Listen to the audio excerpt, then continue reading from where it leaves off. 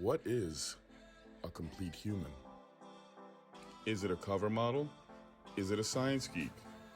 Is it a fitness expert? Or all of the above and more? Janna and Evan are crusaders that walk the earth looking at today's issues that touch our hearts and minds. The honest and hopeful outlook on the advancement of today's society.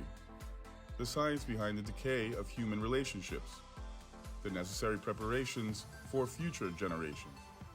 Join us as we look deep inside ourselves and embark on a journey into becoming a complete human. What are the most common health issues people experience when going vegan? Besides, Have you gone vegan before? Have you tried it? for about a week. Okay, I did that too a couple years back. I can't do it. No. I can't do it. You know, and here's the thing, like, we evolved as not carnivores, but we did evolve as, as a species that, ate both meat and plants and, vegetables. So there is a place for both of those in the diet. I understand that there are ethical implications. And I also understand that, we try to come to grips with those. There's an evolution of man that says that that's difficult, but there's also our history that shows that that's what we did. And so right now we're trying to reconcile those two, those two pieces. But I can't do it. I simply can't do it. I like meat. Now, what are some of the medical issues? One of the big things that we find is that people who eat predominantly vegan, and especially get a lot of their protein sources from that, end up with leaky gut syndrome. So legume-induced leaky gut syndrome is a very common thing. Lack of muscle protein synthesis, lack of the ability, so meat does have a higher bioavailability of protein that allows for better muscle protein synthesis. Now, does that mean that you can't be a bodybuilder and be a vegan? Absolutely not. But it does require a lot more work. One of the biggest things is DHA or EPA. So we know that vegans actually have a higher omega-6 to omega-3 ratio. And you're eating a lot of processed things like corn and soybeans and things like that naturally have higher omega-6. What you're not getting in your diet is EPA and DHA predominantly from like cold water fish. And I know every single vegan out there is saying, well, I take my chia and flaxseed. Well, guess what? That ALA, the omega-3 that comes from vegetarian sources, predominantly chia and flax, only converts in the body at about like 6 to 9%. So that means that I have to eat a bucket of chia seeds to, equal what I would get from some salmon. I'd be curious about your opinion on the algae omega that we've seen coming out.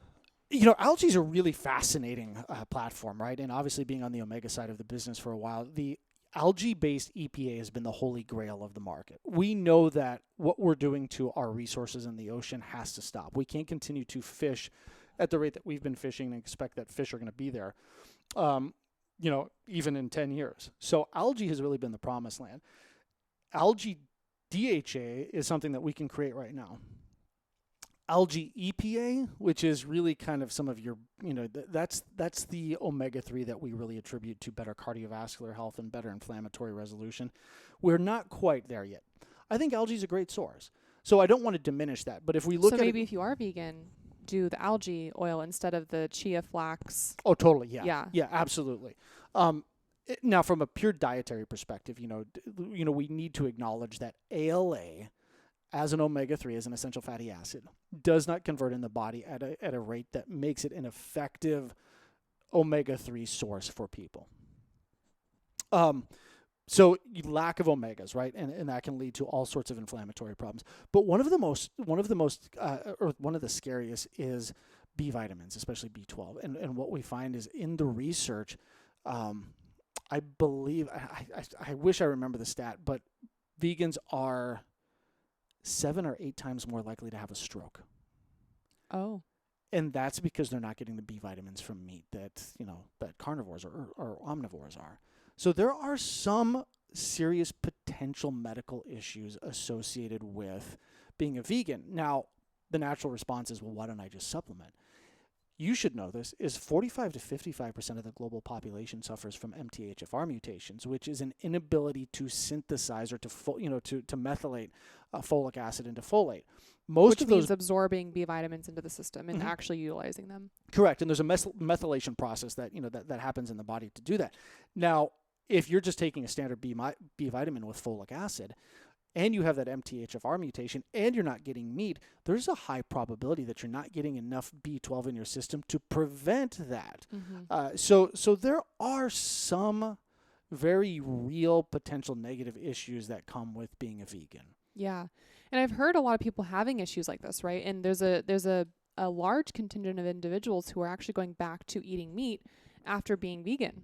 Yeah. Right? And from my understanding, actually, Paul Saladino, the carnivore doctor, he was vegan at one point, and now he's full carnivore. Very interesting. So I'm curious about the stats on that.